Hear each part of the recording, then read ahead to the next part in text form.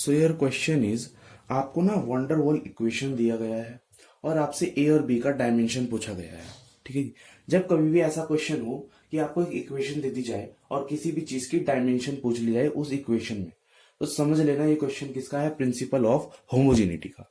Principle of homogeneity क्या कहता था कि हमेशा सेम फिजिकल क्वांटिटी ही ऐड या फिर सब्ट्रैक्ट हो सकती है। फॉर एग्जाम्पल, अगर कोई मास में ले लो 2 kg, तो वो हमेशा मास में ही प्लस होगा, लाइक 4 kg। ये कभी भी डिफरेंट फिजिकल क्वांटिटी में प्लस नहीं हो सकता। फॉर एग्जाम्पल 2 kg को अगर मैं किसी स्पीड में प्लस करना चाहूँ 2 मीटर पर सेकेंड, तो क्या ये हो सकता है? नहीं हो सकता। पर ये मल्टीप्लाई हो सकता है। ठीक है जी। 2 kg इंटू 2 मीटर पर सेकेंड ऐसा हो सकता है, क्योंकि न्यूमेरिकल करते हुए आप बेसिकली करते ही हो। ठीक है, 2 kg मीटर पर सेकेंड ऐसा हो सकता है, बट ये सेम फिजिकल क्वांटिटी ही हमेशा प्लस होगी। तो ये था आपका प्रिंसिपल ऑफ होमोजेनिटी। अब देखो इस क्वेश्चन को, क्वेश्चन में कहा गया है ये वंडरफुल इक्वेशन है, ए बी का डायमेंशन निकालो। फर्स्ट ऑफ ऑल देख लो इसमें क्या क्या चीजें क्या क्या है। मतलब ये पी क्या है? पी है आपका प्रेशर, वी है वॉल्यूम, ये भी वी वॉल्यूम ही है। आर क्या है? Gas constant. ये एक क्या है? कांस्टेंट है। मैं यहां पर लिख देता हूं, कंफ्यूज मत होना, ये है कांस्टेंट। अब ये क्या है आपका? ये है टी, टेम्परेचर।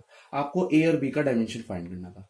प्रिंसिपल होमोजेनिटी क्या कह रहा था? इस सेम चीजें ही ऐड या फिर सब्ट्रैक्ट हो सकती है। तो ध्यान से देखो, v माइनस नहीं हो रहा बी में से, मतलब b और v का डायमेंशन सेम होगा, v और b का डायमेंशन सेम होगा।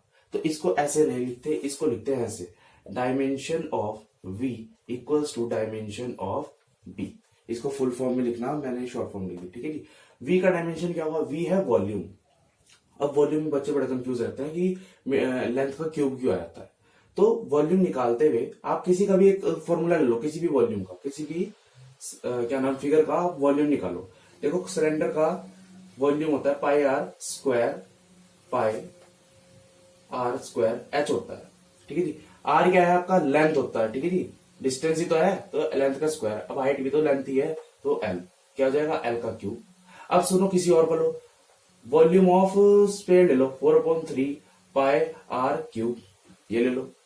अब देखो ये सब तो कांस्टेंट है ना, तो खाली इसका ही डायमेंशन होगा। आर का डायमेंशन क्या? आर भी तो लेंथ ही है, तो लेंथ का क्यूब। तो आप किसी का भी वॉल्यूम निकाल लो, सबकी डायमेंशन सेम आएगी, L cube L cube L cube. ठीक है जी। तो डायमेंशन ऑफ वॉल्यूम क्या होता है? L cube. तो बी का भी तो यही होगा ना, बी का डायमेंशन आपको मिल गया फ्रॉम प्रिंसिपल ऑफ होमोजेनिटी। अब ए पर आ जाओ। अरे भाई ये प्रेशर है और ये ए अपॉन वी स्क्वायर है, ये भी तो आपस में तभी प्लस हो पा रहे होंगे जब प्रिंसिपल ऑफ होमोजेनिटी फॉलो कर रहे होंगे, मतलब इसका और इसका डायमेंशन सेम होगा। अब देखो dimension of P equals to dimension of A upon V का स्क्वायर, ऐसा ही होगा। तो डायमेंशन ऑफ पी क्या होता है? अब यहाँ बच्चे खराब हो जाएंगे, मतलब बच्चों को यही नहीं पता होता। ठीक है, तो रुक जाओ। प्रेशर का फॉर्मूला होता है फोर्स अपॉन एरिया।